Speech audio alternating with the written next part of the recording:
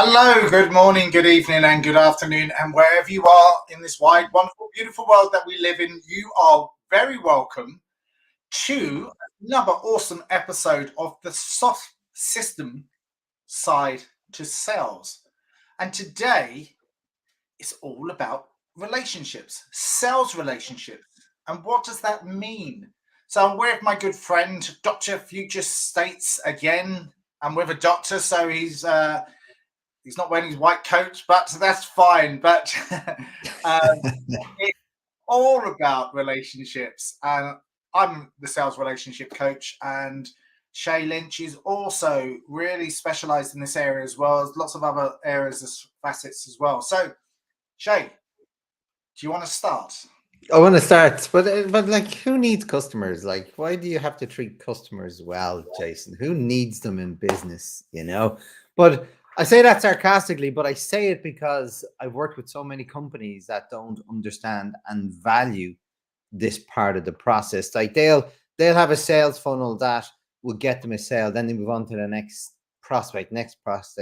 Because one of the things that I find a big detractor to this is sales commission, Jason. You know, a lot of sales businesses commission sales, right? Yeah.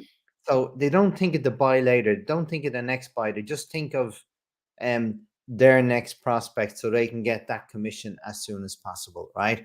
So sometimes it can make you quite greedy. But here's the thing, Jason, when you plant your seeds, when you nurture what you've done, like, it takes time, yes.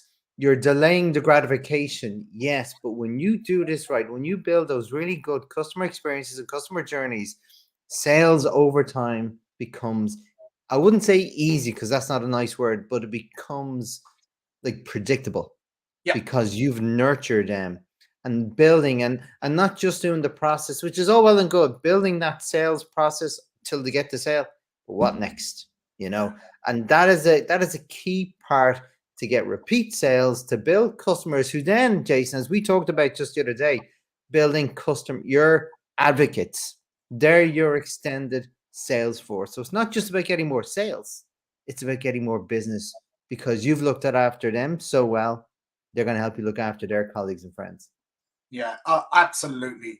But let's put this down to not system because it takes a huge amount of time and effort to build up these sales relationships. It doesn't happen overnight. And inadvertently, it can be gone in a heartbeat as well. So it's constantly nurturing, constantly looking after your customer, constantly checking in with them to see how they are, constantly having a look at what they're doing. So build awareness around your customer.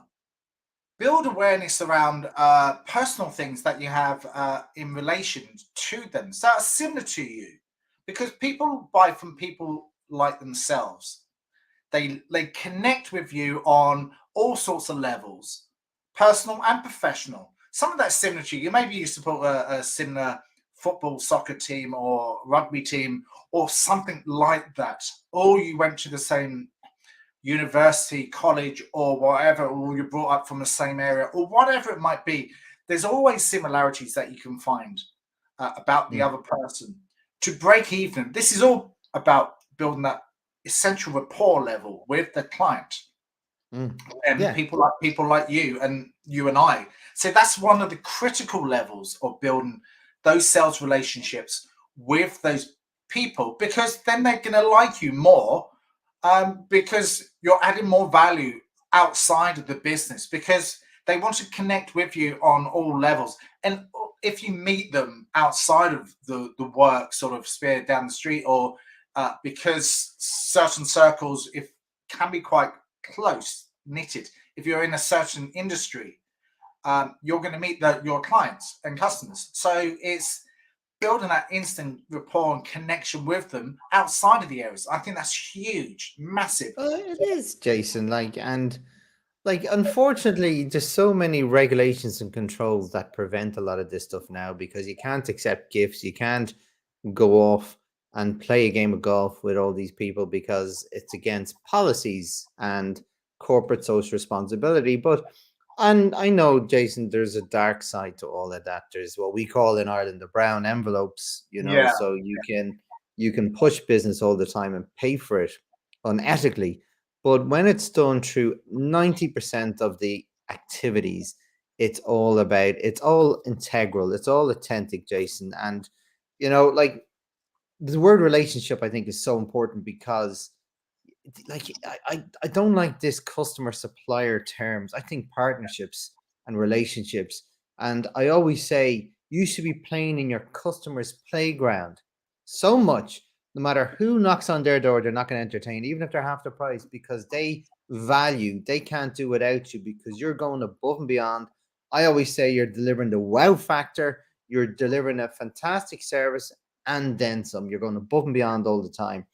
And that's what it's all about. The more they see you care about them, they'll never let you go. And my biggest experience with this, Jason, when I was learning my trade, I was selling to architects and not really selling to them, but for their clients, I was designing renewable systems for Mhm. their clients. So once I learned this whole customer journey, I realized when I was dealing with architects, I had two customers. I had the architect and their customer. So my sole goal, Jason, was to make the architect look good. Yeah. And so they could put me anywhere and they could trust me and to do a good job and look after their customer. Once I build that trust with them, then I had to keep it there, Jason. But that's what I was there to make. I knew that was a trigger point. That was a step in my process. Make the architect look good. Yeah. Yeah. And make yourself be not indispensable, but well, no, maybe indispensable because you do such a good, incredible job. Why are they going to go anywhere else? And that's where Mm, you get to the level of being a trusted advisor. And a trusted mm, advisor is when your clients will call you up when there is a challenge or there's a problem or whatever, rather than being a vendor or a partner or whatever. You go up to the level of being a trusted advisor, and that's where the core elements actually are. But it's sometimes you just have to say yes to certain things and be there, even if it costs for us people that are entrepreneurs, might cost us a little bit of money. But gratuity from ourselves and putting that extra time and effort will pay dividends along the way. And I think you just have to take things slowly. I know we started out like that, but we have to really start to take things a little bit slower in terms of nurturing and building those relationships. And like, if you're wrong, or even if you're right, you have to own up. And I mm, think we touched on that point a little while ago. If you think the client is wrong and you have that gut feeling, said, look, if I don't tell you, you're going to find out, then I haven't done my job correctly. And this is all about that impactful relationship. I'm sure they will trust your advice mm. if you're at that level with them. They're going to go, well, look, you know what you're talking about. You've actually gone past the trust. You've gone past that credibility. You are a trusted advisor. I'm just going to allow you to carry on. And if it's Mm. work, that we're going to Yeah. reward you for But it. Jason, that comes back in kind to your business because I have many like an illustration to show the effort that goes into the funnel, right? It's hard. The most expensive sale in the game is starting from scratch, Jason, right? You've done all the hard work, you get to sale. Then don't forget about the customer. Like the more you look after your customer, the more you serve them, the better it will be for you because first and foremost, two things will happen, right?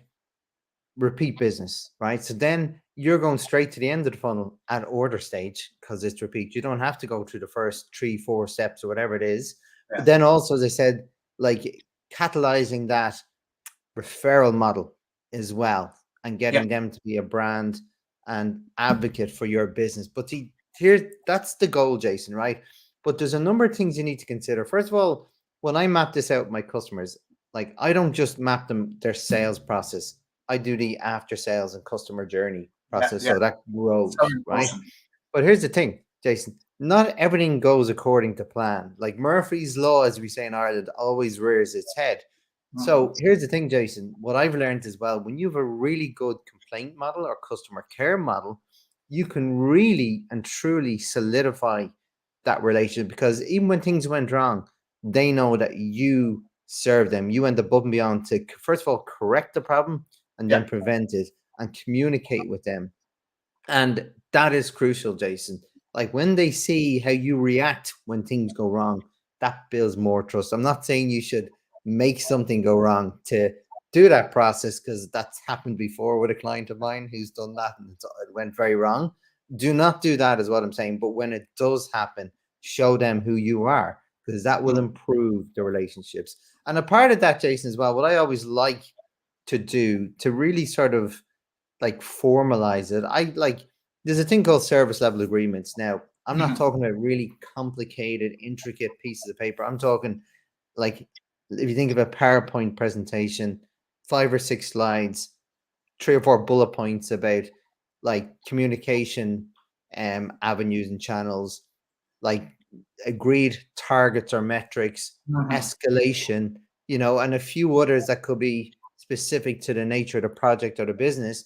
And then the last page is signed and reviewed in 3 months to see does it need to be. And that again really helps, because you both have expectations and commitments on both sides, Jason.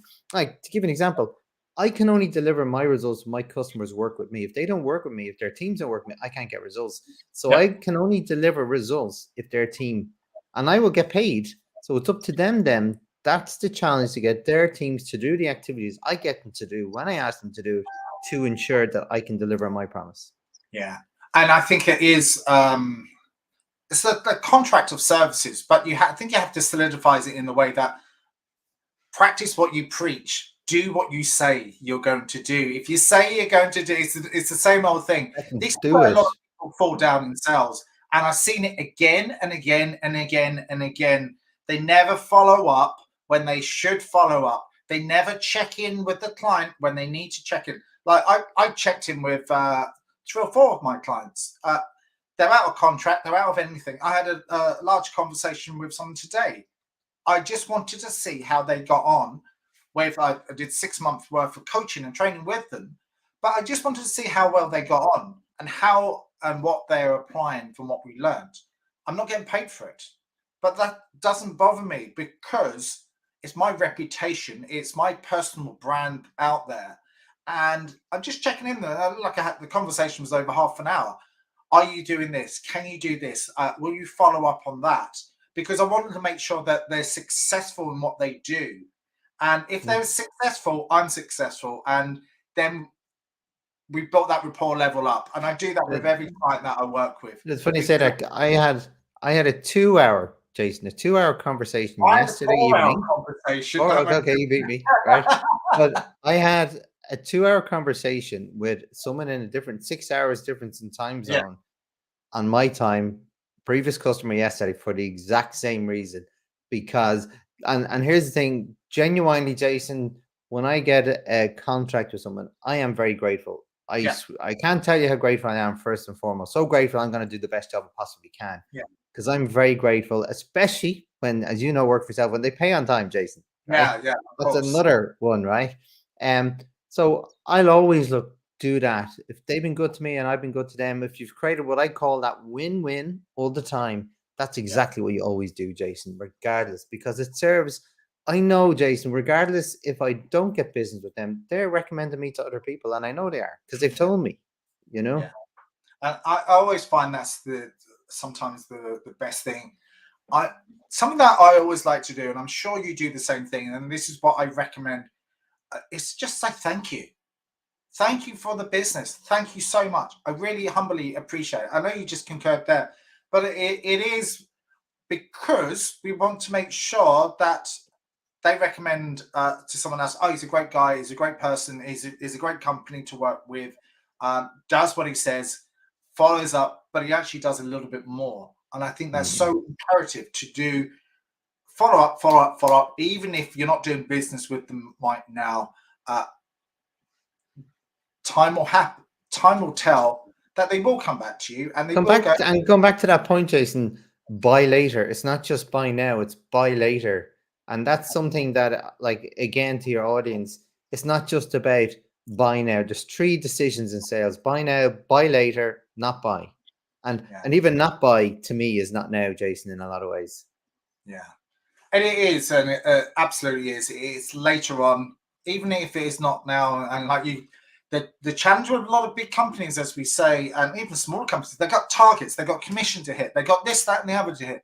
I think the way that commission should be structured in some respect is you get 70% commission on the sales that you do, but you get 30% on other areas of the business, like how many good touch points that you get with the client. So you get commission based on good positive stuff that you do with within the organization that you're working for, but also some positive things about reach out and conversations with the customer and positive things, because I think that all of those sort of areas will make a massive difference to motivation, as opposed to having the commission. Everyone wants the commission, everyone wants that, which is understandable.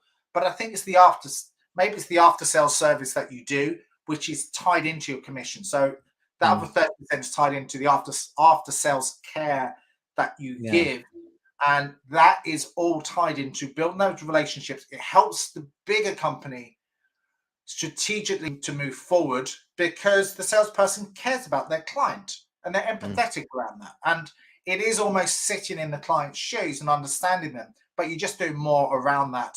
I know you might be targeting commission to that, but purely as an idea, and I think it would work, but it's got to be thought out well, because you want to make sure that you have the best relationship possible with your client or client or whoever. Yeah. And just to add to that point, Jason, like when I got really, really busy with my funnel, my sales funnel, and again, Jason, a lot of wasted, bloated time, that because I was just learning my trade, I got really, I had no choice, Jason. I had to get really tight, and I don't like the word greedy, but I had to get so cruel with my time, because I ended up having now, and like this to me is a very, very important concept, right?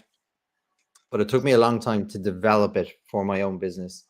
When I started doing, and it went back right to the very start of a lead, like I got really and truly targeted with the type of leads. The more I learned about leads, the more I did business with certain companies, I realized, well, do you know what? They weren't a win-win lead or company, and I wasted time. So I kept refining my criteria for who I targeted. And it's not bulletproof, Jason. It's an 80% rule, right? But where this is really important, Jason, talking about that after sale or customer journey, your goal when you get a sale, your goal should be to grow that customer, right? That bring them along a journey so they grow and become a partner, right? But so what you have this criteria that you said, I believe this will be a winning customer for my company, that I'll win for them and they'll win for me. And there's criteria around that. But then, Jason, after you've done some work with them, then you will know for sure, are they a winning customer? Because you can only build a winning business based on winning customers. You win for them, they win for you, Jason. And a lot of that, as I mentioned before, getting paid on time, not changing the goalposts, not adding lots and lots of stuff into the contract that wasn't there in the first place, and making things very stressed. Because at the end of the day, Jason, you have to decide, there has to be multiple journeys. One is to grow, that's the one you want. But then if they're not that company, how do you exit them? And as I say, how do you fire your customers? You know, because you should only be doing business with winning customers. And if you're doing with non-winning customers, you're wasting time and not allowing your business time to spend with those winning customers who need your help. I was thinking while you were saying that, number one is listen to the client. Use your listening skills at all times, but be prepared to have those challenging conversations, those challenging customers. Like, we might not necessarily go on all the time. They might have different personalities types. Absolutely. Disc profile. Like, we all know that we're all different. We all have our own quirks. Like, we might annoy the hell out the customer, might annoy the hell out of you. But as long as you can deliver on results, I know it is about the relationship, but you have to match the client type. If they're an introvert, you don't throw your extrovertism to them, because you're just going to mismatch. You just have to stand back a little bit. If vice versa and there's a mismatch, you just have to hold back and pace yourself. with your communication styles, email, as well as your voice calls, as well as your video calls, or whatever it might be. Just think about your client and how. A question that I like to be throw out: how would you like to be communicated to? Is it email? Is it a voicemail? Or is it, because some people just don't have the time to pick up the phone? And if you just call and just say hello, which is great and wonderful, but I think you have to have a reason to call, so they understand it as well, rather than just checking in. I'm calling because I've got some great wonderful news. I'm calling because I haven't got great news, because I've noticed there's a challenge in your organization. I'd like to just see if we can resolve this, and maybe there's a service or product or whatever, or you need to get someone else in to work with you on the challenge that they're facing. So you look for all your ideas and creative thinking. I've worked with other consultants just to go in and say, look, I brought someone else in who's an expert in this area. I don't actually quite cover that area, but I bring him in as well, and I both work and resolve that for you. How does that sound, sir, madam, or whatever? And I think that's a really good strategic approach. Yeah, absolutely. And it is like the questions are the answers, Jason, at the end of the day. And the more you question your customers, the more you learn their problems, the more you can solve them, the more you can solve other problems, Jason. Like, and even with my strategy with customers is always start small. Like, Yep. I don't go in, I don't go, I'm going to save the world. No, I'll go, let's do a pilot project. Let's do something small so you can see what I can do. You can see if I'm a good fit. And in my mind, I can see if I'm a good fit too. And that's a great way of finding that win-win, Jason. But here's the thing. Once we agree to move forward, like through my sessions, I'm learning more problems and I'm helping them in my time to solve other parts of their business. And they just then that's how they see you as a helper, an integrator, a collaborator that brings like a glue that brings everything together for their business. And that is especially true. Like I believe one of the most powerful skill sets any salesperson should have is problem solving. Yep. Like learn that problem solving so you can do root cause, solve your customers' problems. Because when you solve their problems, the consequence is you getting repeat business. Yeah. And that's all what it's about, really, is to get more business, get client testimonials, case studies, to help you enable to help their colleagues, and friends, because they're only ever going to recommend you when you've done a fantastic job, and they're so happy to pick up the phone and go, yes, Shay's really good. Dr. Shay, Future State is incredible, or Jason Cooper is incredible. You love him. He whatever. It achieves results for you. Builds the bottom line, return on investment. He saves you time, whatever it might be. But I think we've reached a pinnacle today. But I think this is. I think we've only really touched the iceberg in this conversation. Oh yeah, I'd love to carry it on next week, because there's so many other facets around going beyond and building those sales relationships. So I think do more than what is expected. Listen to understand. Ask a lot of questions. Go beyond. Have a look at the different customer types and different personalities they are, so you can actually understand them. And sometimes no means no. If you can't do it, you just cannot do it, or bring someone else in. and you shouldn't do it. Yeah, should not do it. And don't let yourself down. Build a collaborative approach to working with them, so there's an invested interest on both sides. So there's a continuity. Continuity, and what I say, the win-win, Jason. Yep. Stephen Covey's 7 Habits of Highly Successful People. So that's a win-win situation. But sometimes it might be win-lose on our side, because we can't fulfill what we wanted to do. But as long as we're honest with that, and honesty, trust, and have your full integrity behind that. So wonderful to have this conversation again, and we'll catch up next week. Great as always, Jason. Thanks for having me.